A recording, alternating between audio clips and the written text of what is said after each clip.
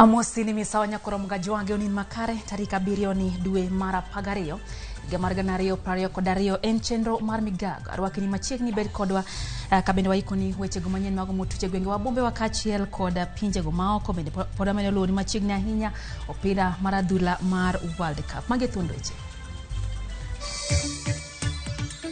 Kweth mar Azimio la Umoja One Kenya Alliance obagoromo mar sundo piny owacho e alap ma Olympic Kibra County ma Nairobi.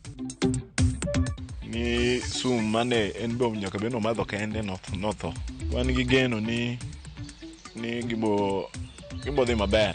Jal moro negore tok nyithinde sum kendo choyogi gi pala e gwenge ma Kochia e county ma Homa Bay. An kaka an ken tukuri osegola kuo an na kwalo ga wik na nyalo kwalo kata dingwe to na kwalo siling mi alfu bicha wika wi. Joriemb tuk e boma ma Kisumu bago ng'anyo ka gikwedo chik matamo gi tiyo e chuny boma no.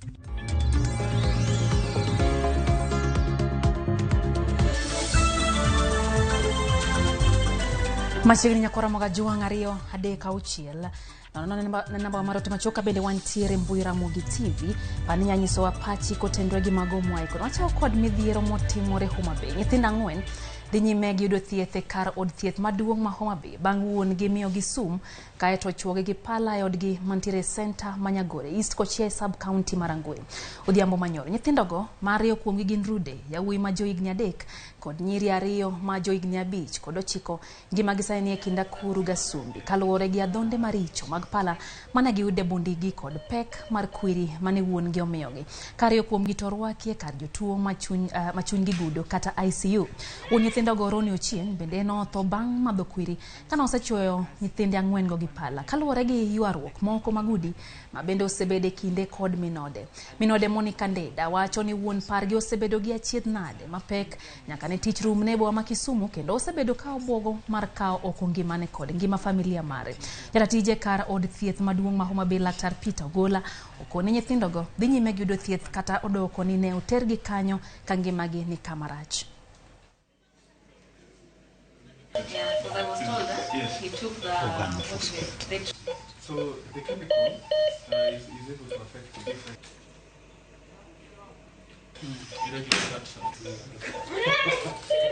alikuwa na shida na alisimamishwanga kazi venye alikuwa anafanya United, lakini all along hajakuwa na kazi na pia anajidunga.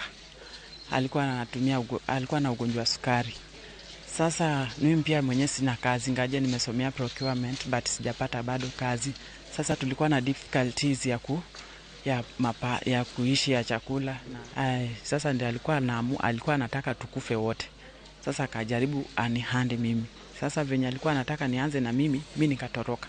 Nyoro udhiambo ne wayudo nyithindo 4 matindo nyiri 2 gi jowuoyi 2 ma iwacho ni wuon gi ne emanoe ochuoyo gima beth wuon gi owinjo ni sum mane en bom nyaka beno madho kende notho kuma ne dala Kochia kuma ne giaino. Hali gi bi ok ber to aneno ka wan gi geno ni gibo dhi maber. Koromogi mago weche ma bende kelo gi dang'ni mag paro wakoyo ne nyithindo go chango mapiyo kabende wagoyo mos ne familia no. Kwa dhi mbele wadhi nyake county ma Kisumu nyakoro moga juang kama jo tuktuk e boma ma Kisumu no bago ng'anyo kinyi makawuono kakoro gikwedo dwaro mar tamo giting'o jowuoth ka gidwaro mondo giting' manosigo. Jo tuktuk go no ng'anyo nyake apis governor magisundo jatenda boma ma Kisumu Abalawanga mondo miyo gwe tao. Jo tuktuk no bwogo chungo chulo suru pone chik makamano okoloki kendo ne giwacho ni gibiro dhi nyime gi ng'anyo nyaka chop kama tend county ma Kisumu biro winjo ywakgi. Dwaro gi matwak gi Abalawanga ewi chikno kata kamano no gore Luanda.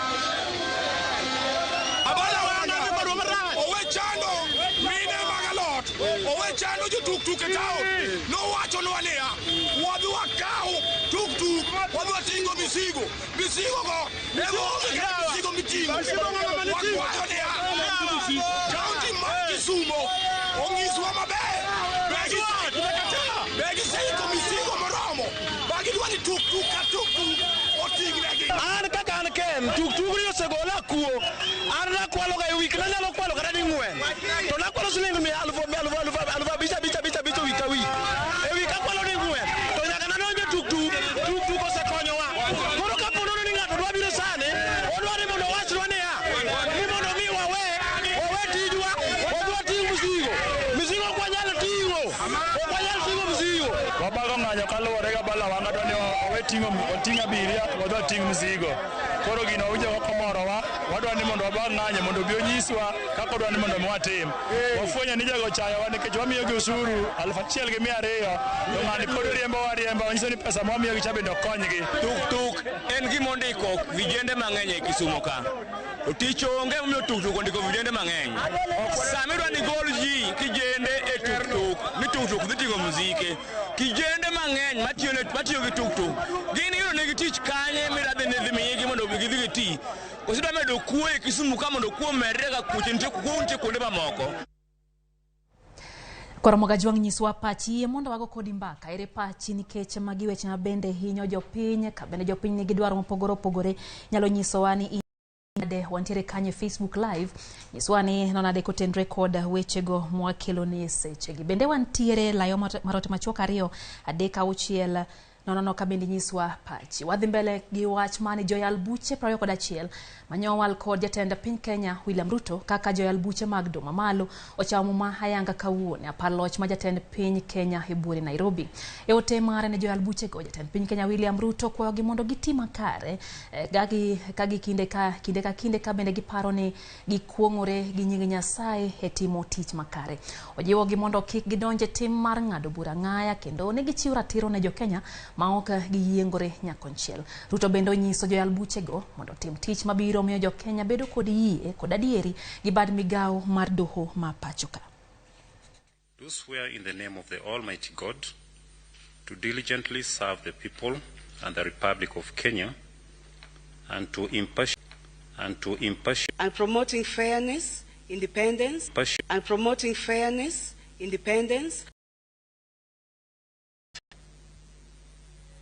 As you write those judgments and as you consider every issue that will come before you, remember that you swore in the name of God. Secondly, you have sworn to diligently serve the people and the Republic of Kenya.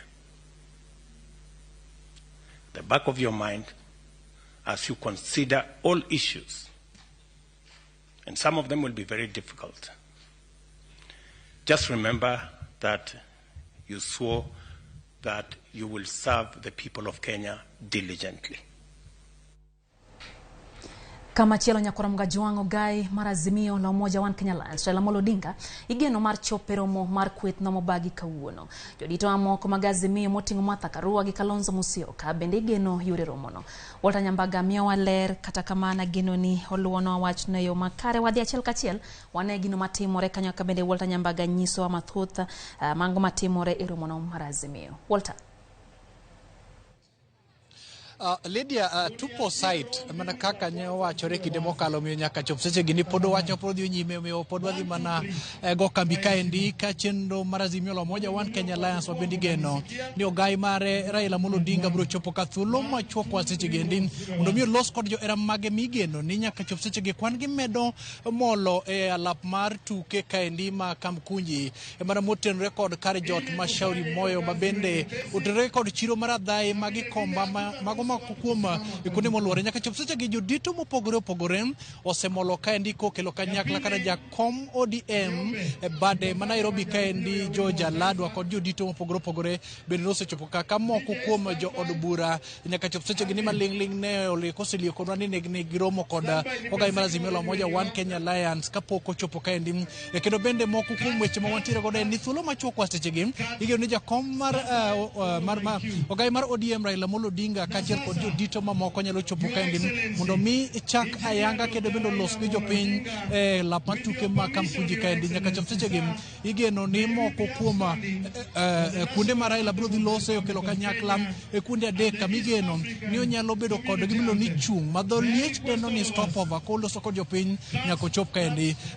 Mano kano jatend nak jalup ogai mar Azimio la Umoja Martha Karua biro dhi loso kod jopiny katino ogai mar Azimio kaachiel kod jomoko kuom jodito opogore opogore. Makmana ni nyaka chop sechegi pok oyangore ni Kalonzo Musyoka nyalo chopo ka, makmana ni geno ni kweth mar Azimio la Umoja One Kenya Alliance duto nyalo chopo ka. To gima duong' moseyangore en ni nyaka chop sechegi ni dhano mero donjo ka moko kuom gigo ma bende jopiny mane waseloso godo ne otemo lieko na nigi gombo winjo ka jatend Azimio la Umoja One Kenya Alliance Raila Odinga di loso ne gini to ere kaka idwa ket piny owacho tesre to kada rango kit kaka inyalo los weche mag uchumi opacho kama jopiny osebedo ka yuago ka bende moko kuom jodito mosegolo lewgi motelo ne chopo mar ogai mar Azimio wacho ni kit ng'anyo kit romo maket kod mani opogore kod ng'anyo mane oganda geno ni nyalo bedo katimore ka, makmana ni arita oketi kendo bedo rede malich mokalo kalore kit kaka romo maket kod mani mar Jamhuri de to motelo ne mano Lydia en ni pod ka nitiere kanyo nitiere kit dhano mopogore opogore mochopo kaendi. Moko norwako lewni mag duond bura mar Jubilee, Wiper Party, Azimio la Umoja One Kenya Alliance kaka riwruok magi kaachiel kod ODM, kata moko kuom duond buche okelo kanyakla riwruokno mogo mar Azimio la Umoja One Kenya Alliance. Omiyo kachiel nyaka studio Lydia Ponono in kod penjo makmana ni pod wago kambi kam mar pedho ni ler gigo madhi nyime lap mar tuke ma Kamkunji kaendi. Lydia. Erokamano ahinya Walter Nyambaga. Mano kanyo jafwambo marwa Walter Nyambaga kabino luwo wachno achiel kachiel koya Kamkunji grounds e bure Nairobi ka kendo Walter Gotach kanyo kako wacho ako site na bila shaka hang no nyiswa duto mabende angne timre e Kamkunji grounds. Kwa dhi mbele nyakoro mgajwangi weche manyien en ni jokenya moko adek odhi e doho mamalo ma Meru kakoro gikwedo mokalo kang ma od bura mamalo no kaw mar chuga put mano madhi winjo buch commissioners ang'wen mag IBC mano keli od bura kagoro geto golo gi apis kaluwore gi chung' mar gi duoko mar yiero maduong' mokalo. Ukinde Filmon Kiogora Munjuri, Godfrey Kinoti Tubiribi kod Joshua Mwirigi Mugira wacho ni report madwaro ni othicho ko commissioners ya apis no chwal ne jatend piny Kenya e thuolo matin seche 24. Ukinde gogolo ywak ne doho ni chenro manolu gi od bura mamalo mar thicho ko commissioners go e apis okoluwore gi chike ma pacho ka kendo ne ng'ur mane report no nosewinji gi do mamalo mogik mano notim ne ng'eto e kinde mane yalo buch duoko mar ombulu. If you look at our petition, we have now involved the tribunal that has been set up. In our petition and in our application, we are seeking orders against the tribunal that was set up by the president. And if you look at the petition that is in Nairobi, it's not talking about those issues. So, my Lord, we feel that this is a matter that should proceed here as filed, because, my Lord, the 3 petitioners are citizens, and they have come through this court in defense of the Constitution, even under Article 3(1) of the Constitution. So we feel that we should proceed today. These are fairly straightforward issues that can be canvassed. We can even argue, we can even go ahead and argue on the PO of Mr. Donald Kipkorir today. Given time, I can still argue about that. On the basis of the urgency shown, I will allow the parties who wish to file motions. I think that was the Attorney General and Mr. Sore, is it? The Attorney General and the National Assembly who wish to file. I will only grant 2 days, meaning today, end of today, tomorrow, court cut. By Friday, we have everybody's motion in. Mr. Kiogora, you are ready to proceed, so when it comes, you'll be ready to burn the midnight oil this time, I think. And then by Tuesday, because that's the next working day, the 13th, we hear the motions that will have been filed. Kateri nyake kaunti ma Homa Bay nyakora mga juang governor ma Homa Bay Gladys Wanga ochope nyimdo ma Homa Bay kama ochiwo neno mare kaluwore gi bura makwedo loch mare e kom governor. E bura mano chwal kod governor machon ma Nairobi Evans Kidero e nyim jang'ad bura Roslyn Aburili Wanga osiro duond bura mar ODM e wi okang' mar sidhe. Bende no tera lam kapok odonjo e doho mar winjo burano mapod dhi nyime. Burano ibiro winji kendo ng'eto ibiro timne dwe mar adek higa manyien.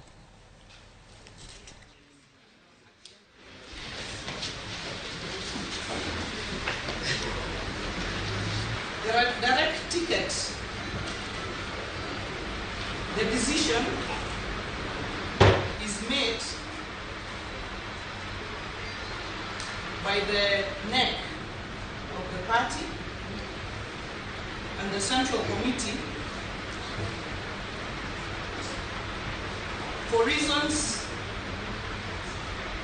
that are made clear to give one candidate out of the other candidates the ticket, even though the line between consensus and direct ticket is very thin, because even when the party issues a direct ticket, they still make reference to the other candidates and explain to them where they are going and the reason they are going where they are going. Kama chielo moko kuom jod bura obogo bago chenro mar thicho ko jod bura ma Afrika ma Ugwe Winnie Odinga e apisi kuom gino makoro giwacho ni koso kawo ting' makare kata ting' mare kaka chike dwaro. Giwacho ni Winnie no koso ma ok ochopo e romo gi jatend piny Kenya mano bagi log tich ma jatend piny Kenya gino magituo ni nyiso nyawo e tich kod koso luor ne jatend piny Kenya.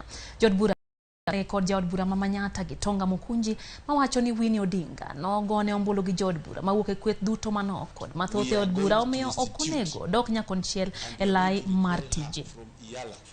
Because of not appearing in official functions of IALA.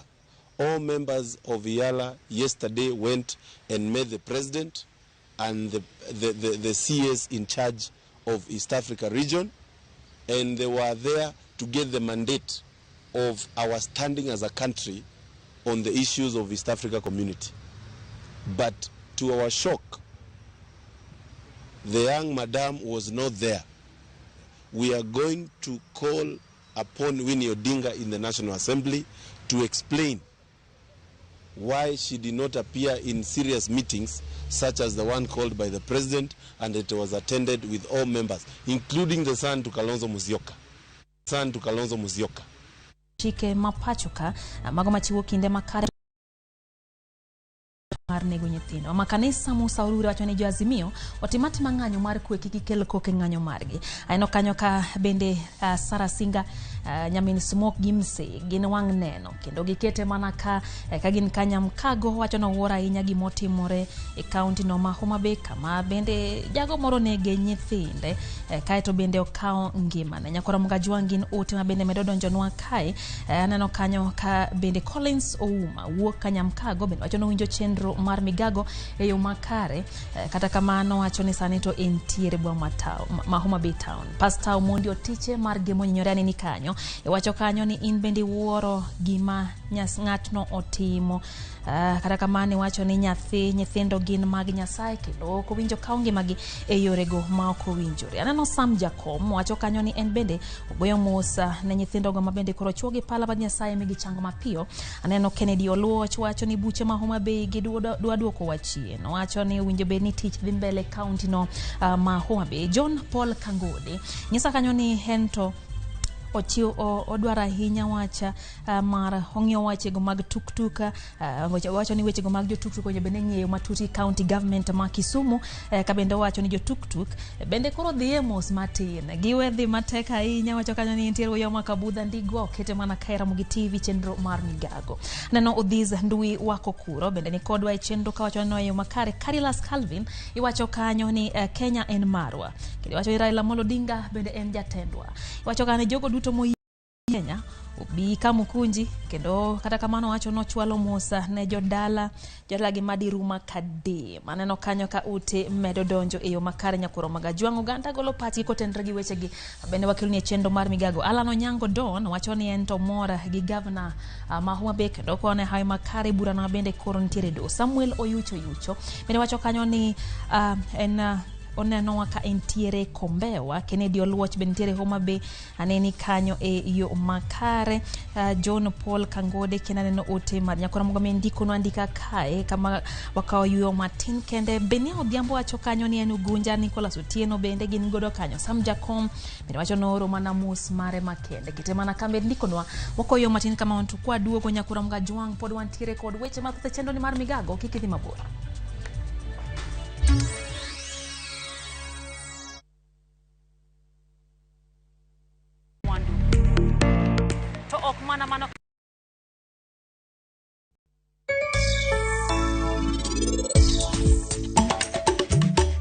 Manas kipide otieko ndalo iga chiel dweche aboro.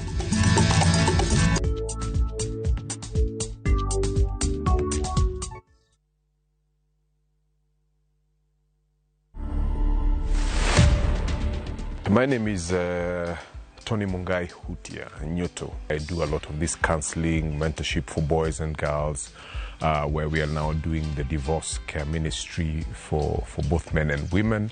I was not getting married to get divorced. It was marriage and that's it, till death. We most of the time throw the burden of divorce to women.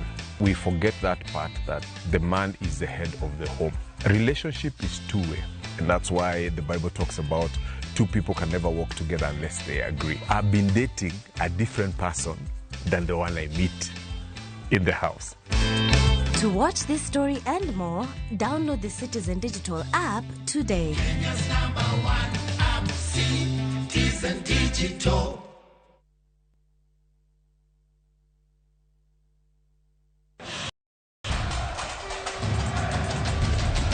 It's time for the greatest football stage in the world. Hapa Shabiki.com tunakuletea the Qatar Jackpot. Rahisi sana. Correctly predict 6 World Cup games kwa shilingi 8 pekee and win 60,000 shillings za haraka kila siku. Tuma neno QJP to 29063. Believe it. 6 World Cup games, 8 bob, and 60,000 shillings cash is all yours. Play now. Strictly not for persons under the age of 18. Betting can be addictive. Play responsibly. Shabiki.com is authorized and regulated by the BCLB. License number 416. Shabiki.com.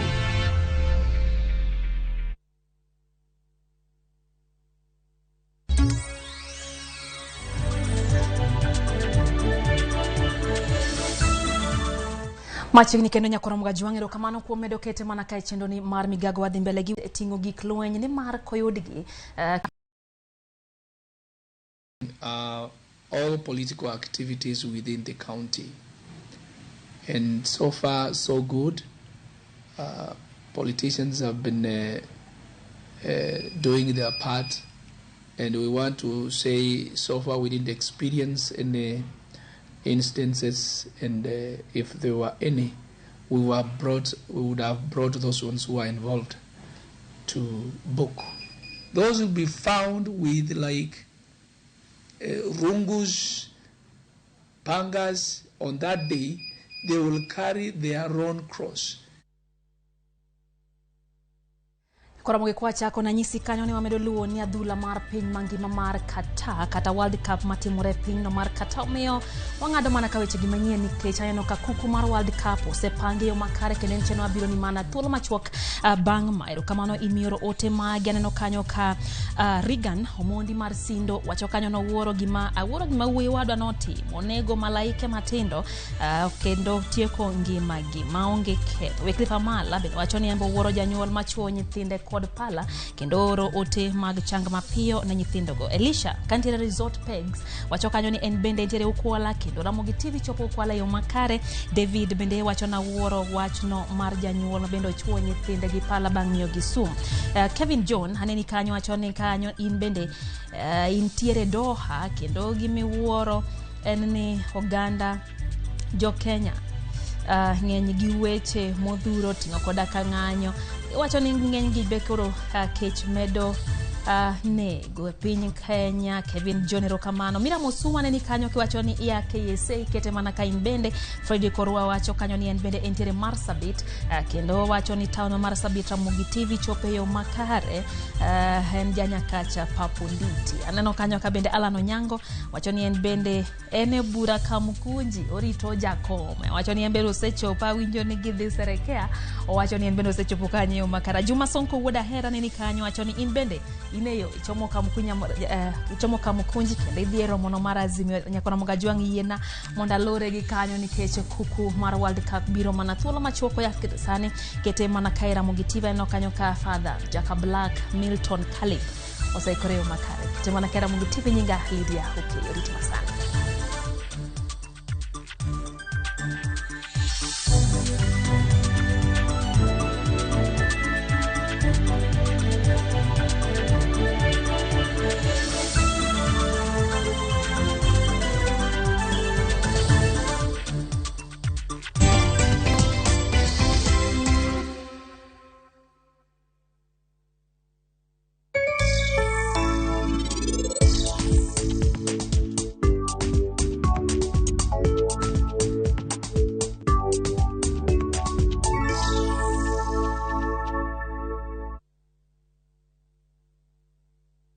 Namringo tonge dereba. Ai, gweno onge lembe kipado lembe to dongi pado mana. Yawa. Tugo manika.